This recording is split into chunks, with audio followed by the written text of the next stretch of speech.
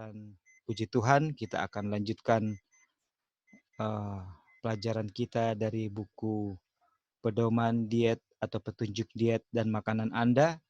Dan Tuhan berkehendak bahwa tidak selesai minggu yang lalu, sabat lalu, tapi harus dilanjutkan saat ini. Dan walaupun materinya pendek, sisa sedikit, tapi pada akhirnya kita akan open mikrofon kita untuk karena ini bagus sekali pada penutupan ini. Penutupannya bagus sekali yang akan menjadi materi kita, dan kita akan lihat bahwa kalau pekabaran ini dengan pertolongan Tuhan kita hidupkan, maka yang terutama adalah persepsi kita akan kebenaran Tuhan itu akan semakin diperkuat, atau clear mind, pertimbangan yang baik, akan sanggup melihat dosa itu betapa dosa, dan di satu sisi akan sanggup melihat betapa Tuhan mengasihi kita. Ini akan kesanggupan untuk melihat hal ini yang saat ini sangat merosot, jauh sangat merosot di zaman kita saat ini, sudah di zaman generasi pada saat ini yang terakhir, itu sudah sangat merosot dibandingkan di zaman Daniel, zaman Yusuf, Daniel, apalagi di zaman Adam dan yang dulu yang masih sangat sangat fisiknya sangat baik, pertimbangan sangat baik, mendapatkan kesan dari segala sesuatu itu sangat baik, melihat yang jahat sangat jahat, melihat yang baik sangat baik, itu akan terkesan, tidak di tengah-tengah. Inilah berkat yang Tuhan mau kita miliki, agar kita betul-betul bisa melihat betapa cinta Tuhan itu sangat mengasihi kita. Hanya dengan mendengar, membaca saja, for God so loved the world that He gave His only begotten Son, waktu baca itu saja kita langsung akan jatuh di lutut dan menangis. Kenapa? Karena kita tahu artinya bagaimana the only Son, satu-satunya itu dikasih untuk kita. Dan pada saat itu kita akan melihat dosa dalam bentuk apapun, yang dikemas seindah apapun, itu sangat jahat. Ini yang berkat Tuhan akan kasih pada kita kalau kita dengan kuasa Tuhan menghidupkan apa yang kita akan sudah sedang pelajari. Dan kita akan lanjutkan saat ini di pembacaan ini, dan kita tidak akan review, kita selesaikan saja supaya sisanya baru kita review, supaya kita tidak kejar tayang, tetapi adalah lebih baik kalau kita menikmati ini firman Tuhan, sebagaimana juga sahabat lalu Kak Victor sudah ingatkan kita. Oke. Baik, kalau begitu, karena Kak Victor yang muncul di pikiran, bagaimana kalau Kak Victor? Dan kebetulan ada di daftar paling atas ini dari partisipan di box saya. Oke, silakan Kak. Permohonan Petrus.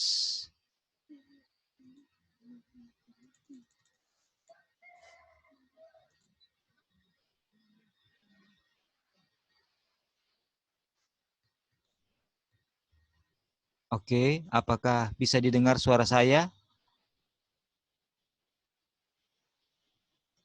Halo?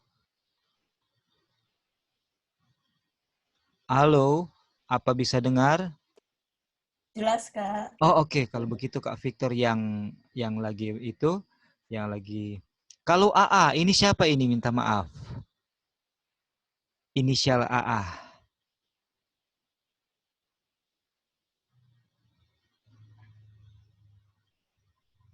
Oke, Bro Dolphin boleh tolong bacakan kalau gitu. Habis Kak Victor AA, tapi Belum tahu ini Bro Dolphin. Ya. Permohonan Petrus. Yang mana, bro? Ya, mulai dari permohonan Petrus. Ya.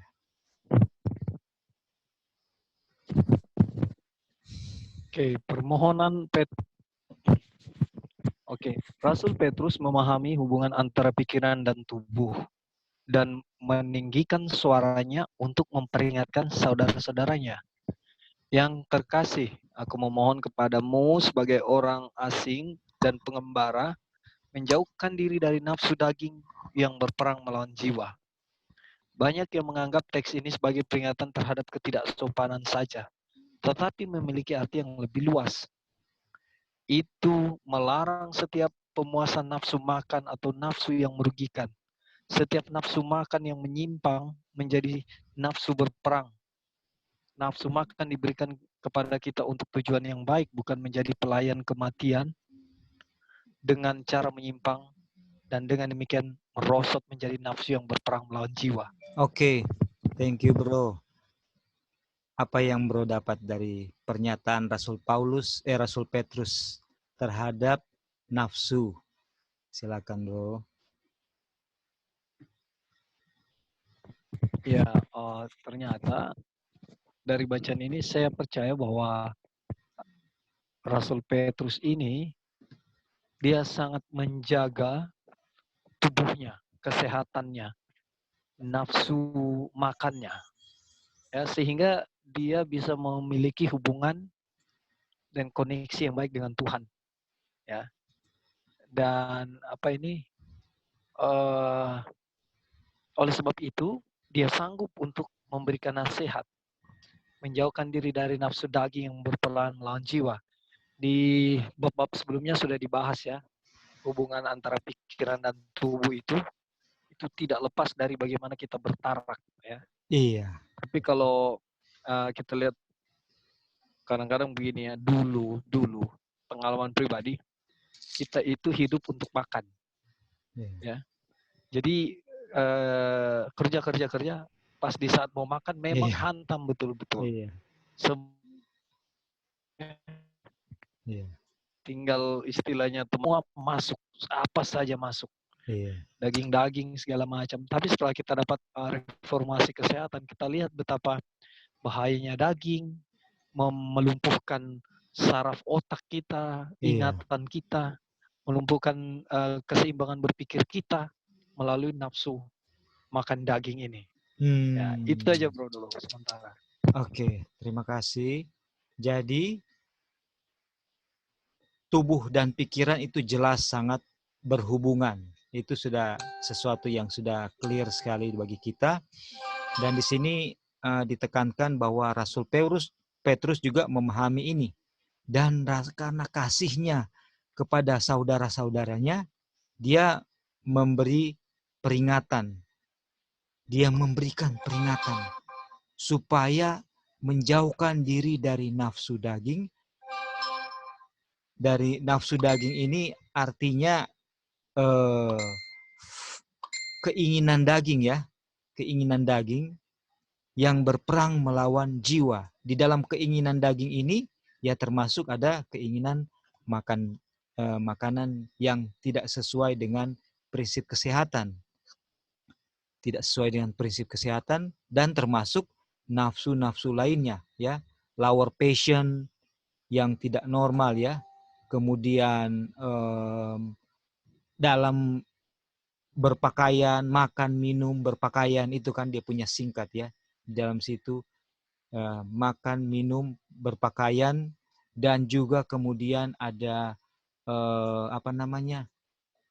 pride of life.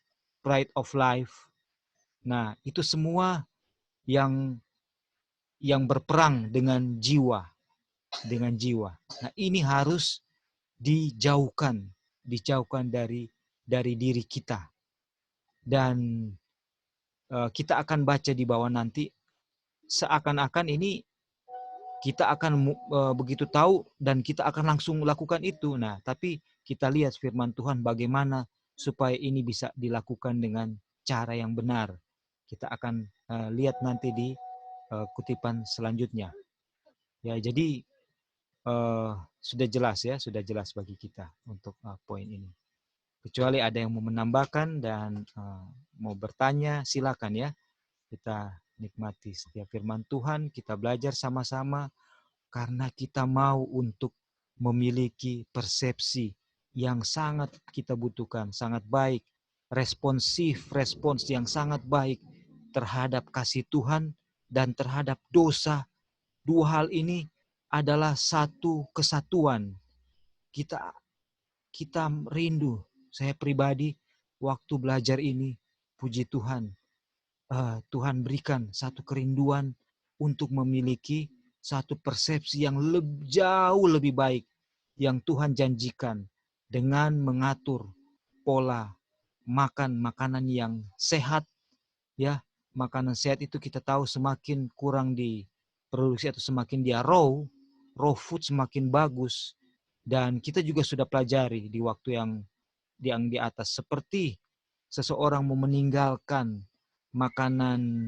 meninggalkan rokok, sebaiknya langsung stop. Jadi kalau Tuhan sudah meletakkan kita sesuatu untuk ditinggalkan, itu tidak setengah-setengah. Karena prinsip setengah-setengah itu yang setan sangat suka. Kita sudah baca di sahabat lalu, bahwa ketika ada seorang mau merencanakan untuk berhenti merokok dengan mengurangi dosisnya sedikit demi sedikit, setan tahu dia tidak akan berhasil. Demikian juga dengan kita. Kalau kita mau tinggalkan sesuatu karena Roh Kudus berbicara, "Hei, ini sesuatu yang akan mengurangi kesehatan kamu untuk bisa mengerti firman Tuhan."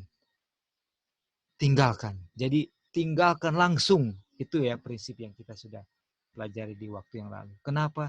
Karena kita rindu memiliki persepsi yang jernih, yang sangat responsif. Radar, kalau radar itu mendeteksi, ya, ada radar di udara dan di dalam air. Kalau dalam air namanya sonar, ya. Dia mendeteksi ada benda-benda yang mendekat. Semakin baik dia punya radar, semakin jauh jangkauannya. Walaupun benda yang kecil itu sekalipun akan bisa ditangkap oleh radar itu. Walaupun sebuah pesawat yang berada 400 km jauhnya tetap bisa ditangkap dengan baik oleh radar yang bagus. Nah, itu yang kita rindu dengan pelajaran ini. Bahwa saya rindu supaya setiap kasih Tuhan yang terkecil sekalipun itu bisa kita tangkap dan bisa menggetarkan hati dan jiwa kita, supaya bisa quicken kita punya kasih kepada Tuhan yang lemah ini, bisa membangkitkan kasih kita kepada Tuhan. Dan pada saat yang sama kita bisa melihat dosa itu apa adanya, bahwa dosa mau dibungkus dalam bentuk apapun tidak bisa kita tolerir. No. Kalau satu hal yang membuat saudara kita, orang tua atau anak kita itu berdiri berlawanan berlawanan dengan Tuhan, kita akan tidak lakukan itu. Kita akan dengan kasih akan menolong dia untuk tidak lakukan itu. Dan kalau keputusannya ada di kita, kita akan dengan kekuatan surga untuk tidak melakukannya. Tentu dimulai dari diri kita sendiri. Tapi setelah kita mulai dari kita sendiri, kita dapatkan kemenangan, kita dapatkan keampunan, kita akan dengan kerendahan hati dan penuh kasih akan salurkan itu bagi orang lain. Ini yang kita rindu. Suatu pandangan yang jernih akan kasih Tuhan, dan di saat yang sama pandangan yang jernih betapa kejinya dosa. Itu tujuan pelajaran ini. Karena umat Tuhan harus berdiri dengan jelas pada posisi mana dia berada.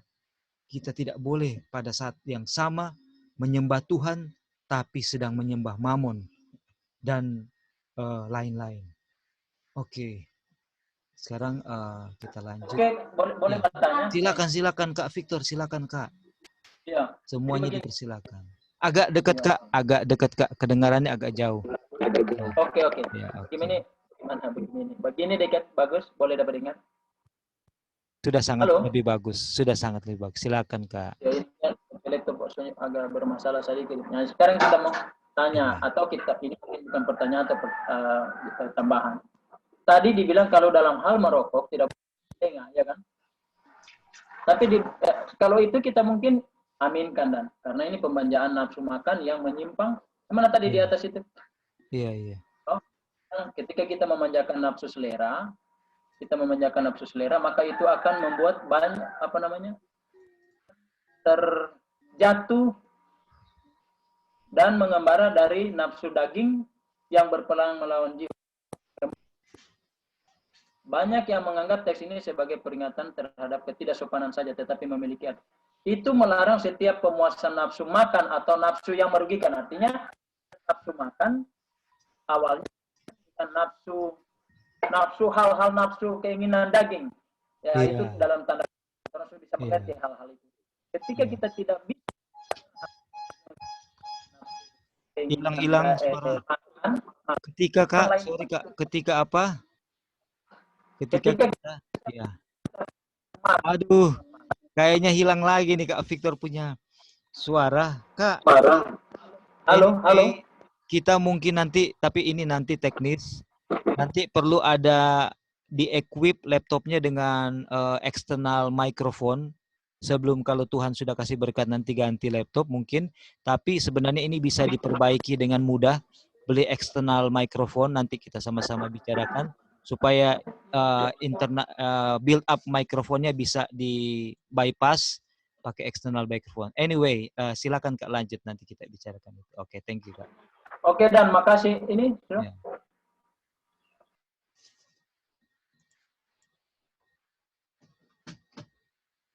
Hilang lagi. Dapat dengar? Sudah terdengar, iya Kak. Iya.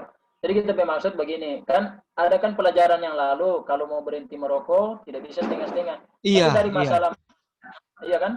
Itu harus memang betul-betul dengan komitmen dan dengan doa dan iman. Nah, sekarang ada, tapi dalam soal hal reformasi kesehatan kita tidak bisa juga langsung menemplak orang sekaligus kan?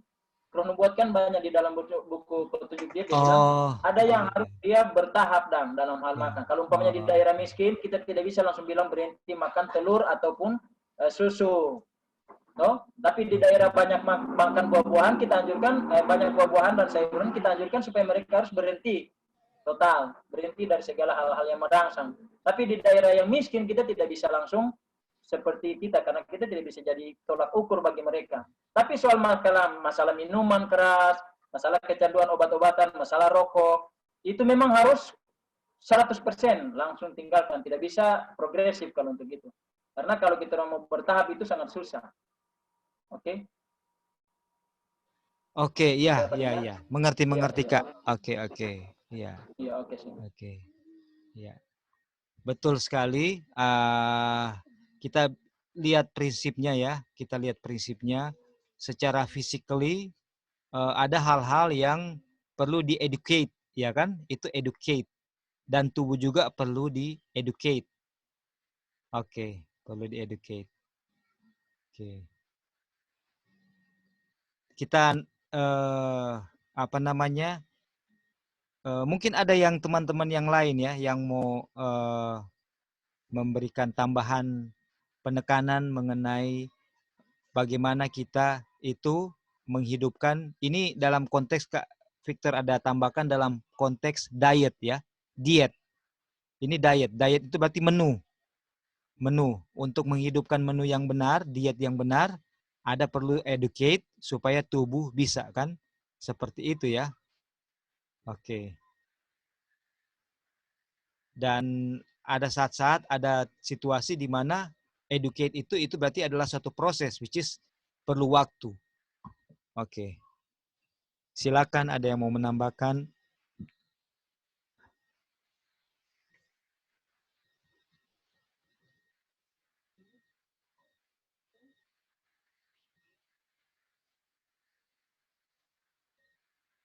Oke.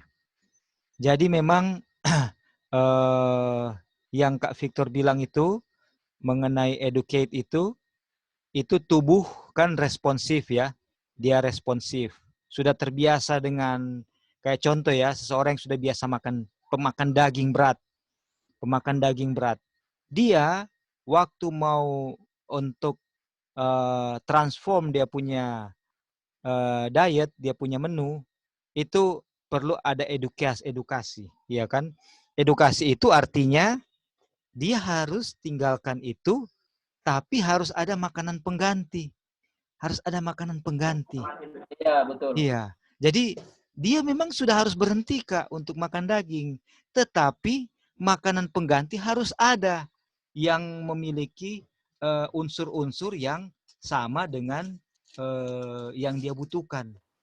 Iya, Nah, yang mengandung gizi yang dia perlukan. iya, Maksudnya kita tadi kalau untuk daging iya, kan terus harus jelaskan bahwa itu berbahaya. iya. Tapi kan yang bilang, Ronald bilang di daerah di mana yang miskin, telur dan susu belum bisa dihentikan. Itu kan mengganti dorong punya apa dong?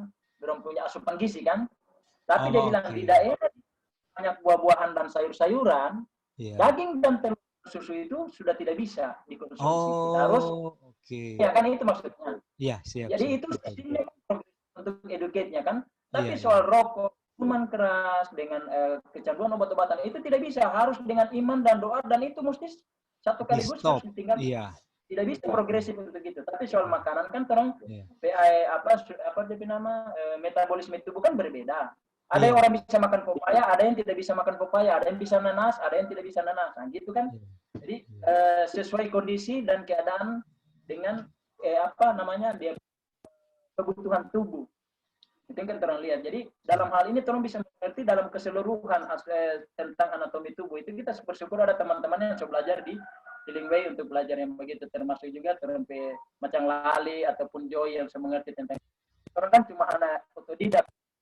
Dalam prinsip itu dia punya tujuan dan tapi soal tadi pemabuk, perokok, canduan obat-obatan itu tidak bisa dengan progresif sekaligus dengan iman dan Nggak bisa dengan drastis. Kalau progresif itu justru itu yang ada dia punya ini progres. Oke. iya, kalau untuk merokok kan sering kita bilang kan kita kasih nasihat juga kepada orang merokok.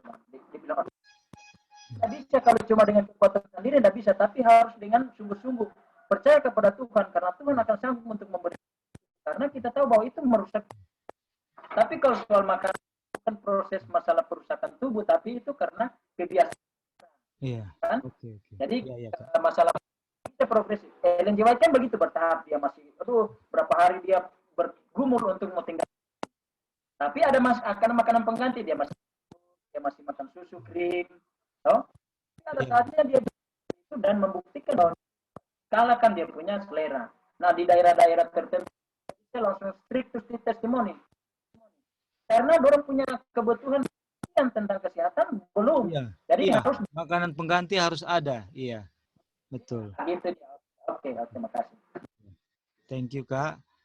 Walaupun ya, Kak, itu memang untuk item-item tertentu kan itu beda-beda ya setiap orang.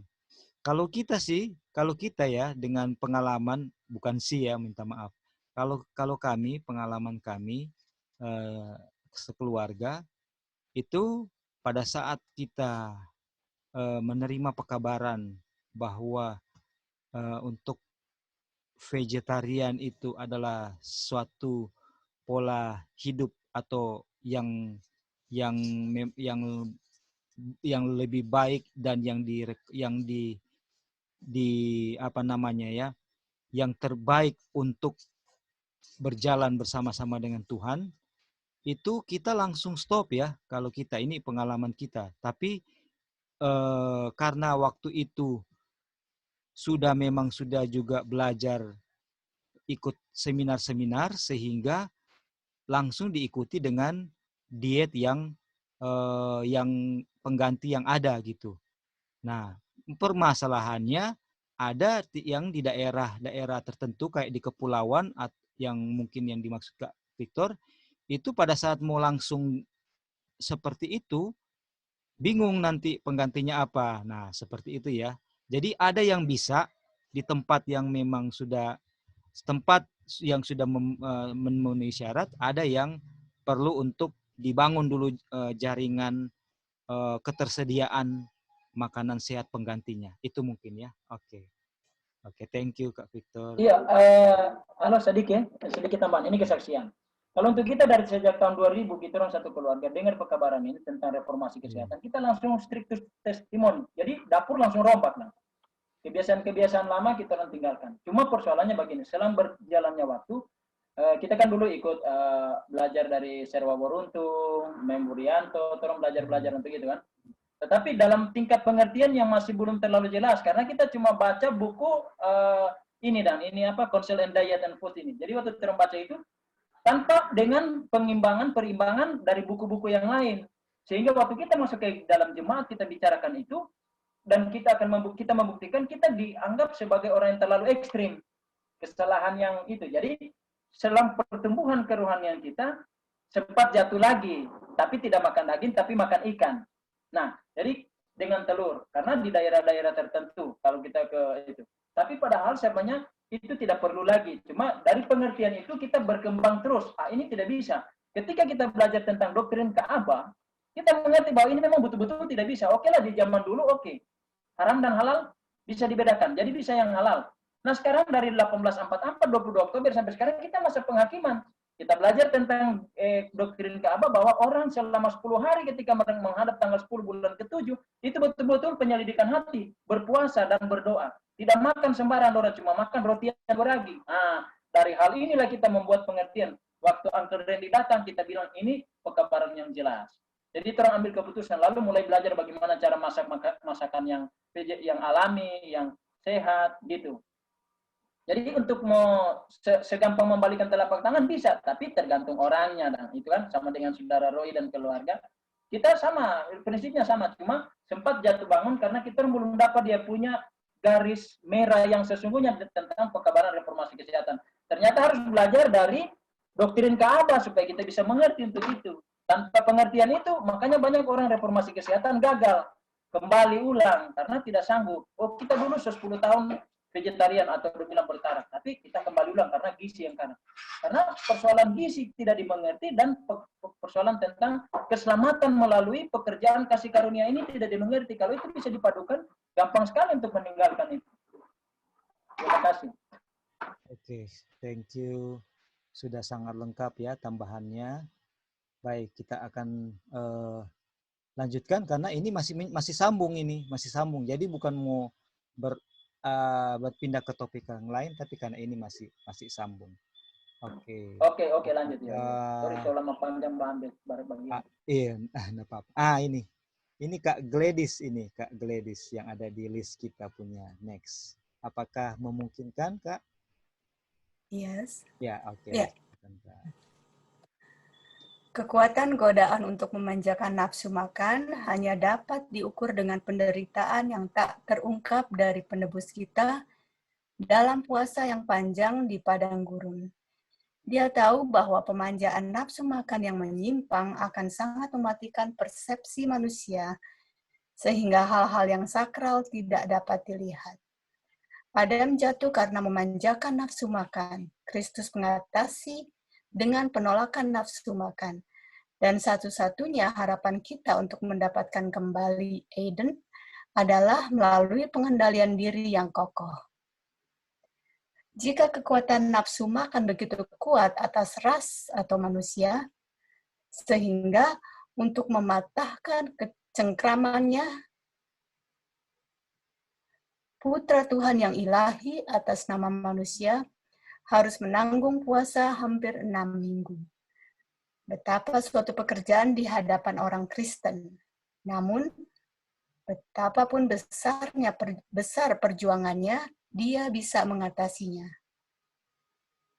Dengan bantuan kekuatan ilahi yang bertahan dari godaan paling sengit yang setan dapat ciptakan, dia juga mungkin sepenuhnya berhasil dalam peperangannya melawan kejahatan.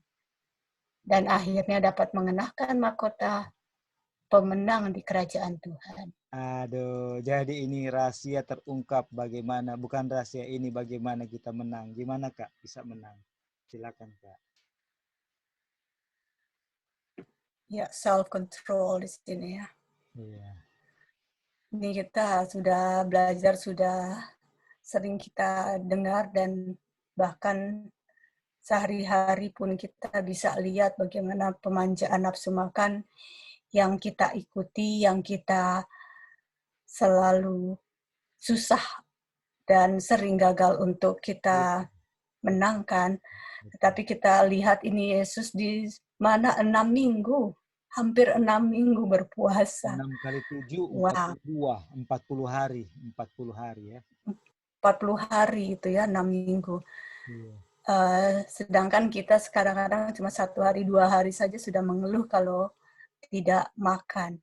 Dan di sini dibilangkan pemanjaan nafsu makan yang menyimpang memastikan persepsi manusia tidak bisa melihat hal-hal yang sakral, tidak bisa melihat hal-hal yang suci, di mana Tuhan sudah memberikan kita tubuh yang sehat, tapi kitanya yang isi hal-hal yang tidak sehat, dan kita jatuh sakit, dan disitulah kita sadar bahwa kita telah menyimpang. Dan seringkali juga masa cuma makan itu kok sakit. Nah, itu. Jadi disinilah ya pengendalian diri, dan apapun itu lakukanlah itu untuk kemuliaan Tuhan. Di saat kita makan ya harus kita minta dalam nama Tuhan agar kita mendapat kekuatan ilahi, dan kita dapat kalahkan itu kita punya nafsu untuk memakan makanan yang tidak sehat untuk kita. Sehat, iya. Aduh. Ya, terima kasih Kak Gladys. Jadi biar kita bisa menang di sini adalah dengan bantuan kekuatan ilahi. Dan di sini penulis menekankan bahwa tugas atau apa yang terjadi kepada anak manusia Tuhan Yesus selama 40 hari itu adalah tugas yang sama atau beban yang sama, walaupun kita nggak bilang porsi yang sama karena nggak seperti Yesus, tetapi konsep yang sama itu adalah tugas bagi saudara dan saya. Tugas saudara dan saya untuk bisa menang atas pemanjaan selera nafsu makan. Ini konteksnya khusus nafsu makan ya. Kalau tadi disebutkan mengenai selera daging, keinginan daging, yang mana ada makan dan lain-lain. Tapi ini sekarang mengerucut ke nafsu makan. Karena dimulai dari ujian pertama Tuhan Yesus yang diangkat di sini.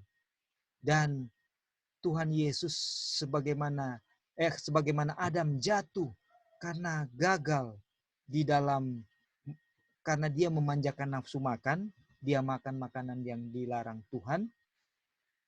Demikian juga sebaliknya, keturunan Adam juga jatuh karena memanjakan selera makan. Tetapi Yesus mematahkan belenggu setan ini. Dia bisa tidak jatuh, bisa menurut kehendak Tuhan karena dia memulai dengan tidak memanjakan nafsu makan. Dan di atas Petrus sudah tahu hubungan antara makanan yang akan memberikan kesehatan tubuh dan kesehatan spiritual. Jadi di mana kita akan berperang adalah di mana yang merupakan titik yang setan suka gunakan untuk menjatuhkan kita. Jadi kalau setan lihat misalnya ya dalam bertinju, seorang petinju, mungkin kurang tepat tapi izinkan kita gunakan ini ya, karena tinju itu tidak pernah direkomendasikan. Tapi kita ambil ini untuk menunjukkan satu gambaran yang kita mengerti ya. Dia akan mencari tahu, atau jangan berpikir peperangan. Kalau peperangan memang ada kan dalam itu, kita ambil peperangan. Musuh akan mencari tahu, suatu pihak akan mencari tahu kelemahan dari musuhnya. Dia tidak akan serang lawannya di mana lawannya punya kekuatan di situ. dia tidak akan frontal menyerang di situ. Tapi dia cari tahu di mana kelemahannya. Oh, kelemahannya ada di sini. Jadi dia akan serang lawannya di bagian terlemahnya. Dan kalau dia serang di situ, presentasi keberhasilannya akan sangat tinggi. Akan sangat tinggi.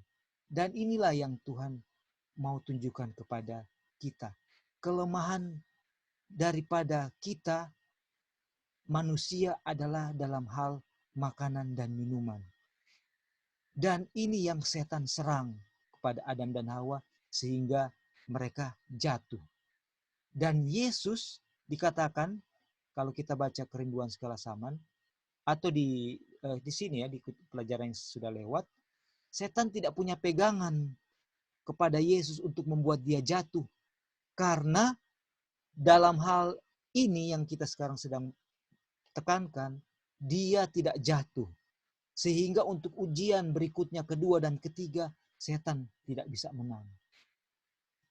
Dan Yesus menang karena bantuan Bapa, kita pun menang karena bantuan Bapa. Jadi pelajaran kita, righteousness by faith dan medical missionary evangelism atau health reform, itu adalah satu kesatuan yang sangat penting.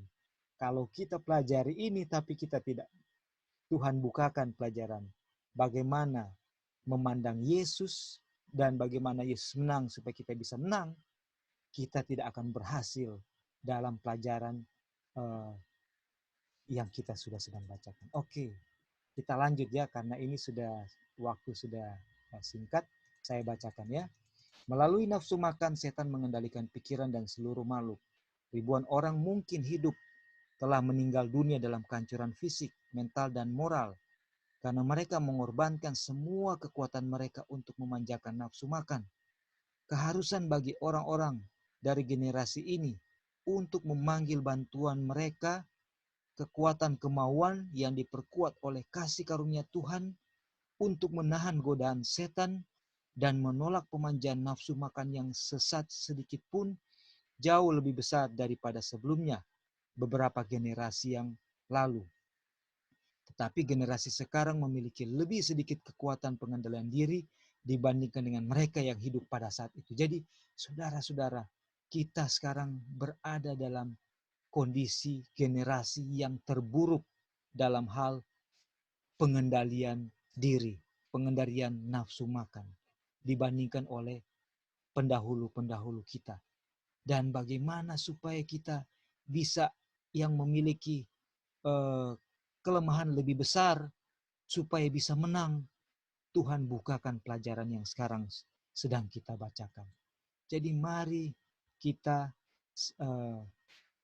berdoa datang kepada Tuhan dan kita memohon kuasa Tuhan untuk boleh menolong kita menang akan pertempuran dalam memenangkan nafsu makan kita, supaya kita punya persepsi yang terbaik yang bisa kita miliki sebagaimana yang dimiliki oleh nenek moyang kita zaman dahulu, yang sangat mengerti apa itu dosa dan memandang dosa dengan begitu jelasnya, dan dalam hal yang sama juga bisa memandang betapa besar kasih Tuhan sehingga ada kesanggupan dan kekuatan untuk mau menurut dengan sukacita dan mengatakan tidak kepada dosa yang dikemas dalam bentuk apapun. Yang dikemas dalam bentuk apapun. Ini semua adalah pertempuran kita semua. Ini semua adalah pertempuran untuk kita semua. Oke, saya mau apakah Gita ya, Gita di bawah Kak Gladys, apakah Gita dalam posisi boleh menolong untuk baca? Boleh Kak Roy. Oke, silakan Gita, thank you. Hanya sedikit yang memiliki stamina moral untuk menahan godaan, terutama nafsu makan dan mempraktikkan penyangkalan diri. Bagi beberapa orang, ini adalah godaan yang terlalu kuat untuk dilawan melihat orang lain makan makanan ketiga. Dan mereka membayangkan mereka lapar ketika perasaan itu bukan panggilan perut untuk makan, tetapi keinginan pikiran yang belum diperkuat dengan prinsip yang kuat dan disiplin pada penyangkalan diri. Dinding pengendalian diri dan pembatasan diri tidak boleh dalam satu contoh dilemahkan dan diruntuhkan. Paulus, rasul bagi bangsa-bangsa lain berkata, tetapi aku melatih tubuhku dan menguasainya seluruhnya, supaya sesudah memberitakan Injil kepada orang lain, jangan aku sendiri ditolak. Oke, silakan kita. Iya Kak, jadi kita tahu bersama kalau kita punya kesehatan, apa yang kita makan itu sangat berpengaruh dengan moral dan kita punya pikiran. Makanya seperti tadi juga di paragraf sebelumnya dibilang bahwa ketika kita sudah tidak bisa kontrol kita punya diri, tidak bisa self denial dan juga tidak bergantung sama Tuhan dengan kekuatan ilahi, dibilang kita punya pikiran tuh nggak bisa melihat hal-hal rohani lagi dengan benar gitu Kak. Jadi juga dengan ini dibilang hanya sedikit yang memiliki stamina moral untuk menahan godaan, terutama nafsu makan dan mempraktikkan penyangkalan diri. Jadi ini juga kita pernah pelajari dan diingatkan lagi, puji Tuhan, bahwa yang kita makan itu sangat berpengaruh dengan kita punya kerohanian. Jadi kalau kita sudah ujian pertama kan itu makanan. Jadi setan kan selalu mengambil keuntungan dari kita punya kelemahan kan Kak. Dan bilang jasmanilah itu sifat jasmanilah yang setan incar-incar gitu, karena memang manusia di awal juga Adam dan Hawa kan jatuh karena makanan. Iya, betul. Zaman sekarang ini setan juga berusaha menjatuhkan kita dalam hal makanan, karena dalam hal makanan kita jatuh, kerohanian kita juga akan jatuh Kak. Betul. Dan poin penting juga di sini Paulus bilang di sini, tetapi aku melatih tubuhku dan menguasainya seluruhnya, supaya sesudah memberitakan Injil kepada orang lain, jangan aku sendiri ditolak. Ini juga peringatan dan juga diingatkan lagi kita, apalagi yang memberitakan Injil kepada orang lain, jangan kita sendiri ditolak, karena kita mengabarkan kita sendiri masih ditolak jatuh karena gitu. apa? Ditolak karena apa? Fisiknya masih tidak sehat dan nggak sehat, masih sakit, dan tentu gospel yang diajarkan juga akan ada cacatnya kan. Iya. Thank you, puji Tuhan. Betul Kak, thank you Kak. Puji Tuhan ya, saudara-saudara, teman-teman, ini semua buat kita semua adalah kerinduan kita semua untuk bisa memiliki persepsi yang benar. Dan juga bagi saya pribadi sangat jauh ya, saya melihat saya teristimewa ya, saya sangat jauh dari apa yang Tuhan kehendaki untuk saya berada. Dan dengan pelajaran ini secara pribadi ada satu kerinduan yang berasal daripada Tuhan, bukan daripada diri, yang harus dimenangkan dari diri. Karena saya sedang berdiri di atas fondasi yang tidak kokoh, karena tidak sejalan dengan kehendak Tuhan. Dan saya rindu, Tuhan rindu kita semua untuk bisa belajar daripada Yesus. Bagaimana dia bisa menang, supaya kita juga bisa menang. Karena kehidupan Yesus itulah yang menjadi we should follow his steps, kan? Kita ingat kutipan itu. We should follow his steps. Dan 144,000 adalah umat yang sisa yang mengikuti anak domba kemana dia pergi. Bahkan saat ini anak domba sedang di bilik masuci di surga, yang tadi Kak Victor sudah singgung, sedang terjadi proses the day of atonement. Di situ menjadi suatu ajakan yang kuat bagi kita untuk bangkit, ya. Karena apa? Karena Yesus sedang menantikan kita untuk melakukan pekerjaan yang harmoni dengan apa yang sedang dia lakukan saat ini. Oke, kita akan baca lagi. Ini adalah di bawah sedikit. Mereka yang tidak menang dalam hal-hal kecil tidak akan memiliki kekuatan moral untuk menahan godaan yang lebih besar. Jadi kita alangkah baiknya juga ini mungkin hal-hal kecil ini sangat tidak kelihatan kalau kehidupan kita juga tidak disimplify. Ini tadi kita morning worship, kita diingatkan untuk simplify kehidupan kita. Artinya simplify itu adalah kita punya kehidupan itu sederhana, ya. Sederhana sehingga simple, sederhana sehingga kita tidak harus dibuat sibuk untuk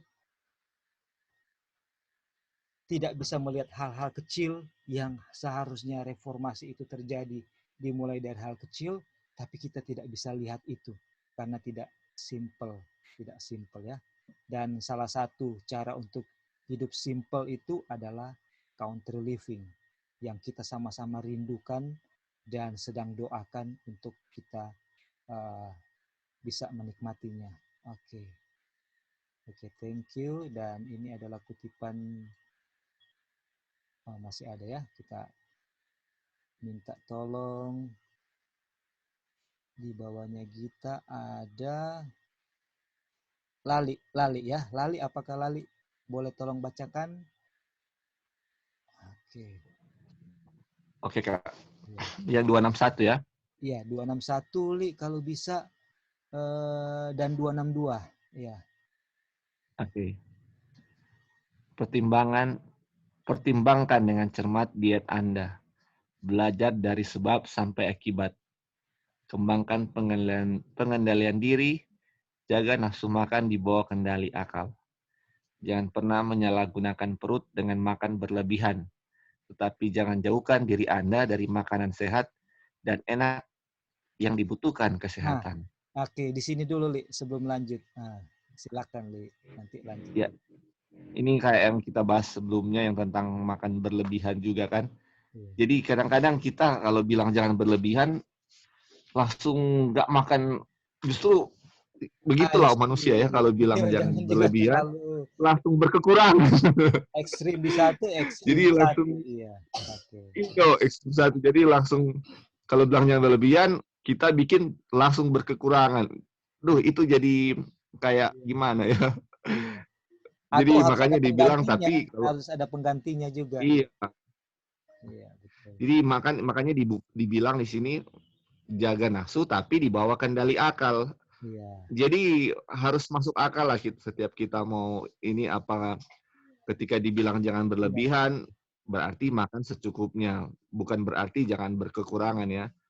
Kalau kita kayak ganti contoh tadi juga yang dibilang. Iya.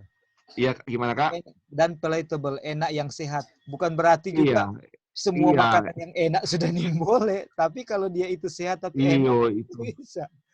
Iya, why not ya? Iya. Itulah kadang-kadang kita makanya sangat tidak suka soal keekstriman ya.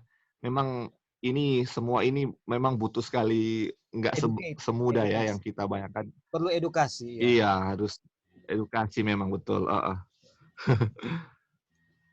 Oke. Lanjut ya Kak. Boleh tambahkan sedikit? Boleh Kak. Silakan Kak, 1 menit ya, karena waktu.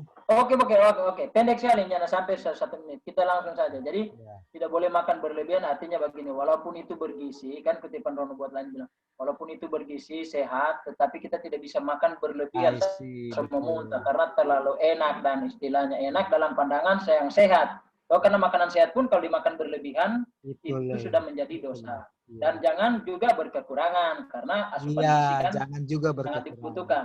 Nah, di kutipan lain dia bilang, di musim buah-buahan, makanlah sebanyak-banyaknya. Itu yang jadi pertimbangan. Apakah sebanyak-banyaknya selama beberapa hari atau sebanyak-banyaknya selama 1 hari? Itu kan? Kan dia bilang, kan ada buah musiman kan, kayak mangga, rambutan, durian, atau yang lain-lain. Beda dengan pepaya setiap musim atau pisang.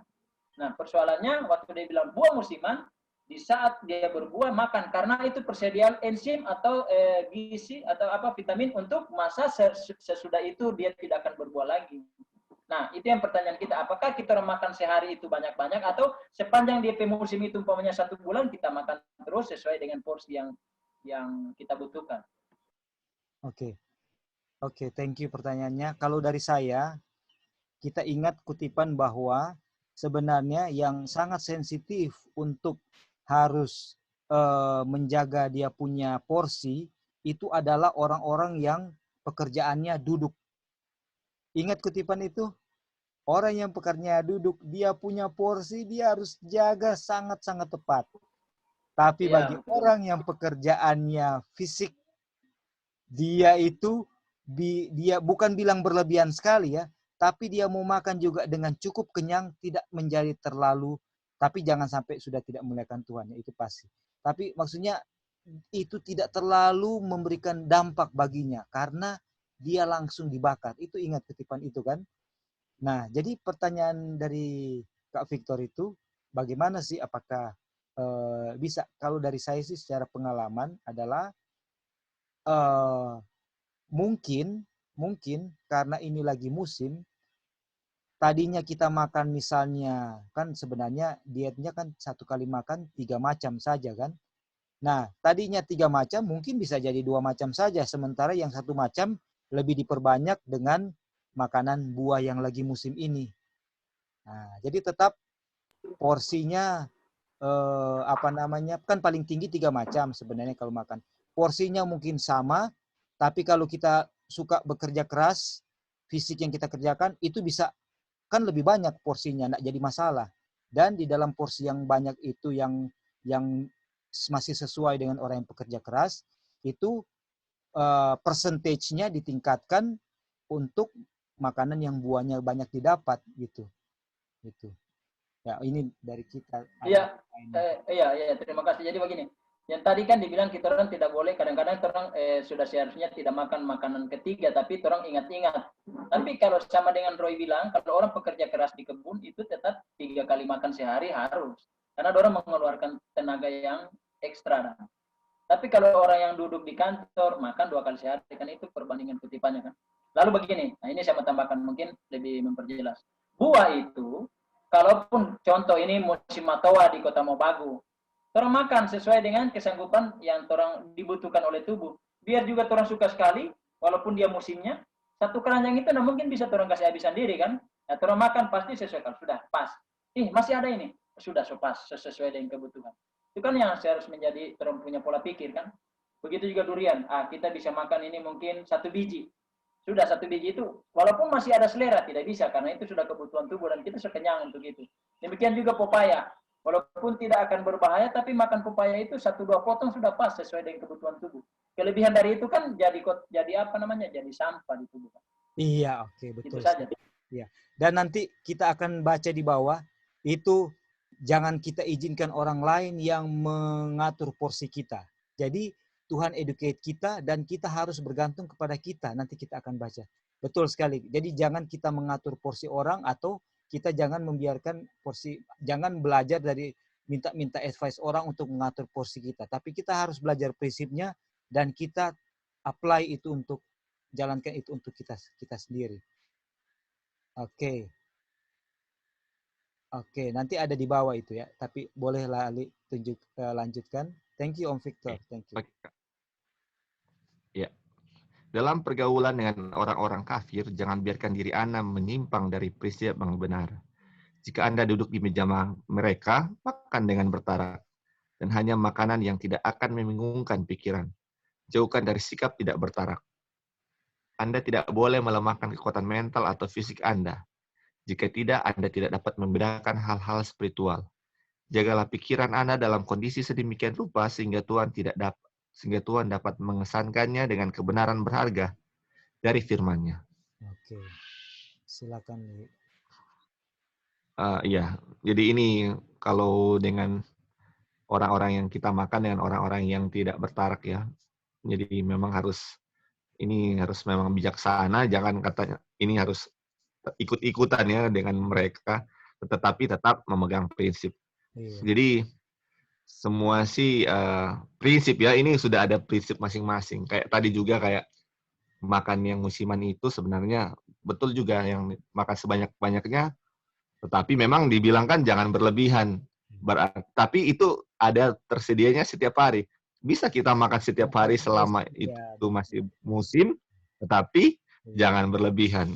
Iya. Mungkin itu yang dia punya maksud ya. Tidak akan Oke, Kak. overdosis ya, Thank you. tidak akan overdosis. Iya, jangan kayak durian kan kita makan sampai mabuk, Kalau itu kan musiman juga kan. Satu kali makan banyak Itu. sekali. Iyo, jadi boleh kita makan tiap hari, tetapi jangan sampai mabuk, secukupnya saja. Dan kita sendiri yang tahu ya, kita punya porsi, bukan orang lain. Iya, Halo, oke, Kak. Iya. Kak Roy. Ya, jadi Iya, kita mau tambah sedikit aja. Jadi kalau makanan pun, walaupun sehat, kalau kebanyakan itu di tubuh kita juga itu akan berpengaruh tidak baik, sama dengan kekurangan, dengan kelebihan. Jadi kalaupun biar musimnya itu tetap harus semua pada porsinya ya. Kalau kelebihan juga di tubuh juga pengaruhnya nggak bagus begitu ya. Jadi itu yang kita mau tambahkan. Thank you, Li. Betul. Oke, betul sekali. Porsi itu adalah definisi porsi kan dalam sekali penghidangan kan, dalam sekali dihidangkan. Iya, betul, Kak. Thank you. Sudah sangat jelas. Oke, kita sudah akan selesaikan dengan pertolongan Tuhan. Oke, kita lihat di bawah daripada Lali ini Tania. Apakah dalam posisi boleh membacakan dari 263? Ini sudah. Apakah Tania boleh baca?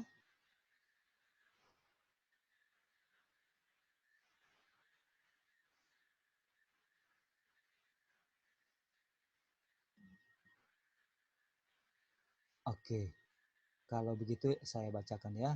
Pertanyaan tentang keberanian moral. Beberapa dari Anda merasa seolah-olah Anda ingin seseorang memberitahu Anda berapa banyak yang harus dimakan. Ini bukanlah cara yang seharusnya. Kita harus bertindak dari sudut pandang moral dan agama. Jadi kalau dari sudut pandang moral dan agama adalah, moral itu adalah saya harus, ketika saya mau memutuskan untuk mau menjalankan reformasi kesehatan, yang mendorong saya melakukan itu adalah saya mau supaya saya memiliki pandangan yang benar akan kasih Tuhan dan dosa. Seperti apa? Itu kan moral kan? Moral itu kan bagaimana seseorang itu bisa hukum moral. Seseorang itu bisa menurut Tuhan dan juga bisa berterima di hadapan sesama manusia. Jadi latar belakang kenapa saya mau menjalankan ini adalah saya mau untuk memiliki pandangan yang baik dan benar terhadap kasih Tuhan dan terhadap dosa. Dan agama. Agama itu yang Yesus ajarkan adalah bukan soal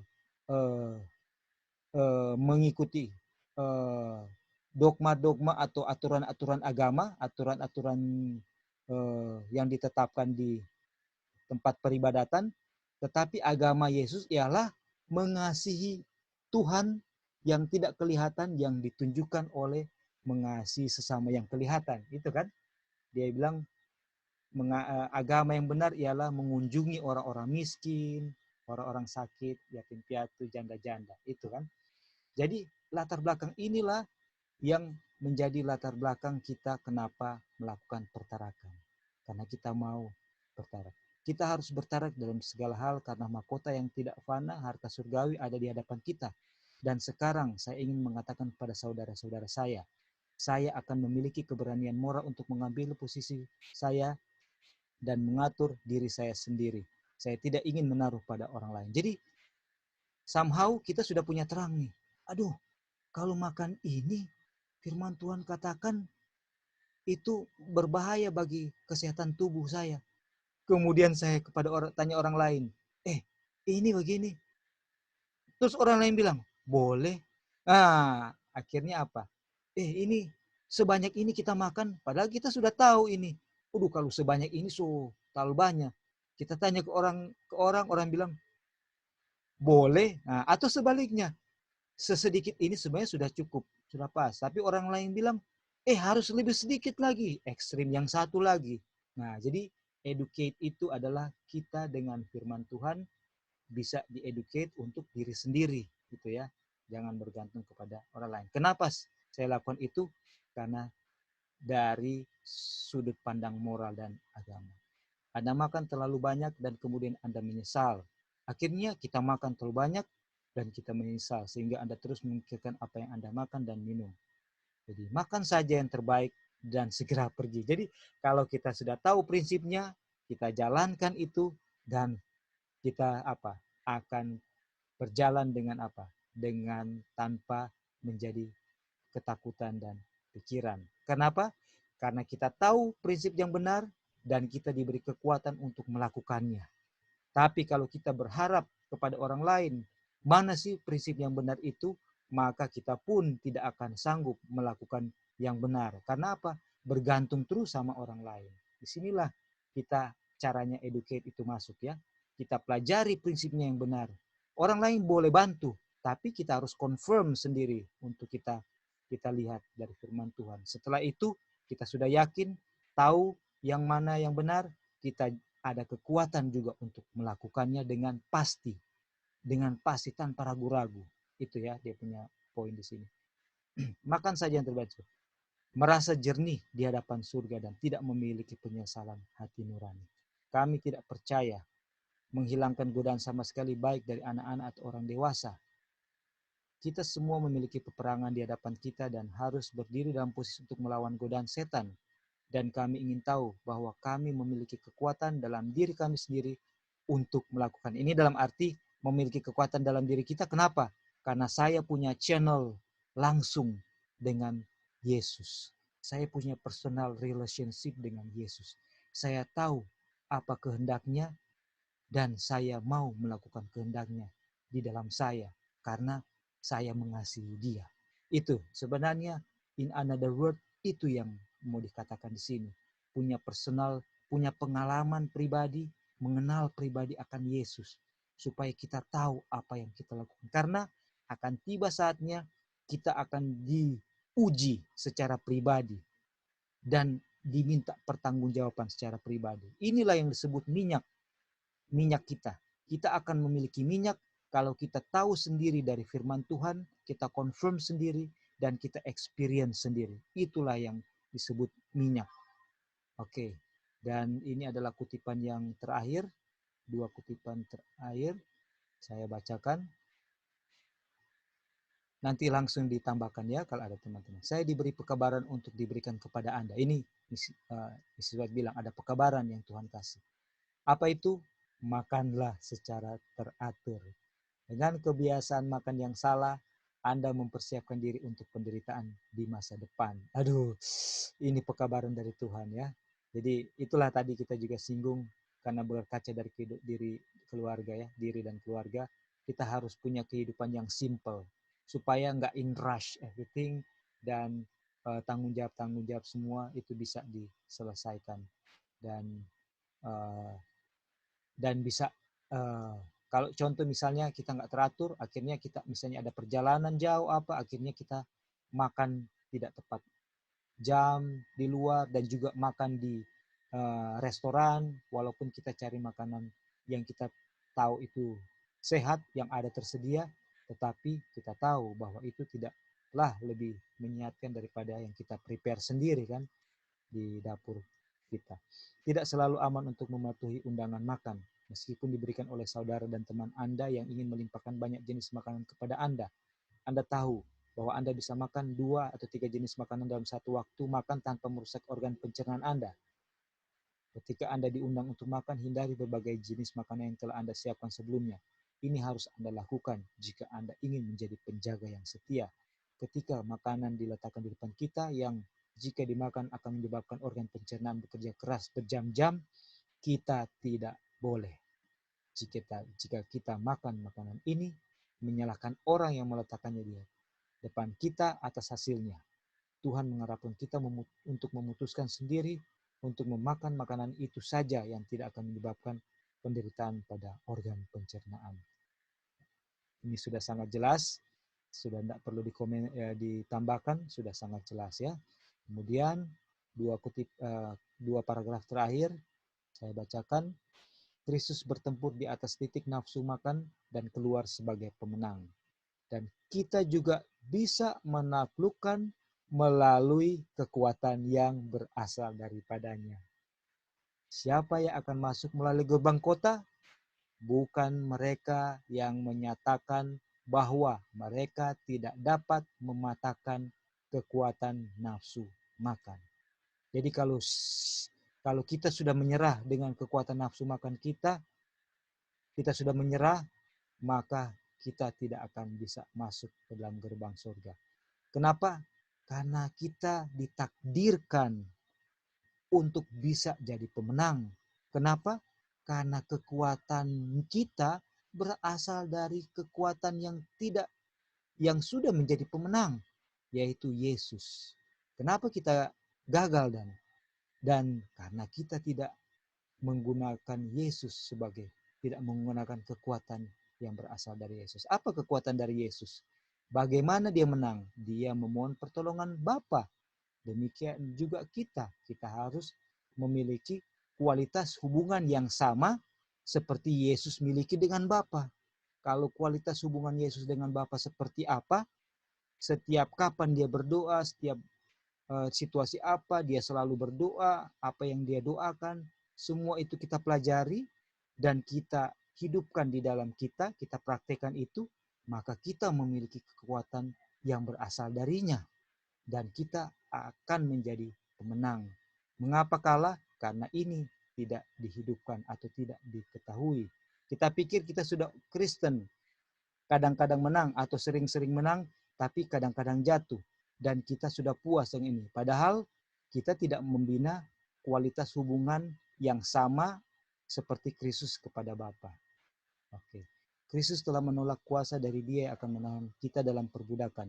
Meskipun dilemahkan oleh puasanya yang panjang selama 40 hari, Dia bertahan dari pencobaan dan dibuktikan dengan tindakan ini bahwa kasus-kasus kita bukannya tanpa harapan. Saya tahu bahwa kita tidak dapat memperoleh kemenangan sendirian. Dan betapa kita harus bersyukur bahwa kita memiliki juru selamat yang hidup, yang siap dan bersedia membantu kita. Jadi saudara-saudara, coba kita baca ya. Kita bersyukur memiliki juru selamat yang hidup, yang siap dan bersedia membantu kita. Jadi, apa artinya itu? Bahwa juru selamat kita hidup dan siap membantu kita dan kita akan harusnya menang. Ya, Kristus hidup. Dia mendengar doa kita.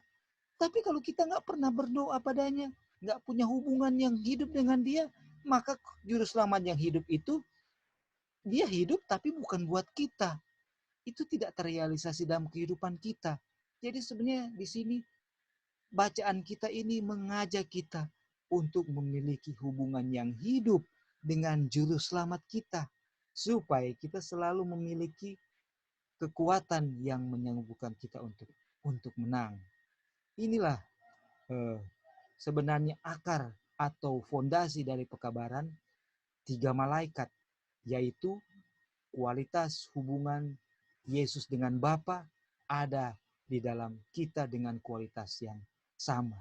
Itulah yang dimaksud, inilah hidup yang kekal itu, yaitu kita mengenal Bapa dan mengenal Yesus yang telah diutus. Tanpa itu, maka kita tidak mengenal Bapa, tidak mengenal anak, dan kita itu bukan anak-anak Bapa. Dan kutipan terakhir berkata, kehidupan yang murni dan mulia, kehidupan kemenangan atas nafsu makan dan nafsu, ya kan, appetite, nafsu daging, keinginan daging adalah mungkin bagi setiap orang yang menyatukan keinginan manusianya yang lemah dan goyah dengan kehendak Tuhan yang maha kuasa dan tak tergoyahkan. Jadi bagaimana kita punya will menjadi sama dengan will-nya Tuhan, atau bagaimana will-nya Tuhan bisa menjadi will kita, sehingga kita memiliki kehidupan yang berkemenangan atas nafsu makan dan nafsu keinginan daging, yaitu ketika kita menyatukan keinginan kita dengan keinginan Bapa melalui Yesus. Caranya, bina kualitas hubungan Yesus dengan Bapa dengan kualitas yang sama, itu ada di dalam kita. Marilah kita beritikat dan berkehendak dan mengatur jadwal kehidupan kita untuk membina hubungan yang teratur dan berkualitas dengan Yesus, sebagaimana patokannya, standarnya ialah hubungan Yesus dengan Bapa. Karena inilah sumber kemenangan kita untuk boleh hidup sebagaimana yang Tuhan kehendaki. Dengan penuh kasih kita menghidupkannya, bukan dengan beban dan bukan dengan memang Tuhan suruh perintahkan, pikulah kuk yang kupasang, tapi kita akan memikul itu dengan penuh sukacita. Oke, silakan ada yang mau menambahkan satu tambahan untuk kita akan tutup karena kita sudah overtime ya. Ada yang mau menambahkan untuk kesimpulan juga dari pelajaran yang sudah kita baca, silakan.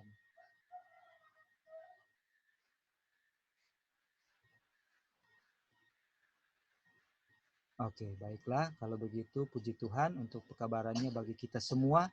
Kiranya nama Tuhan dipermuliakan dan boleh menjadi kekuatan dan berkat bagi kita semua. Kita bawa dalam nama Tuhan Yesus. Amin.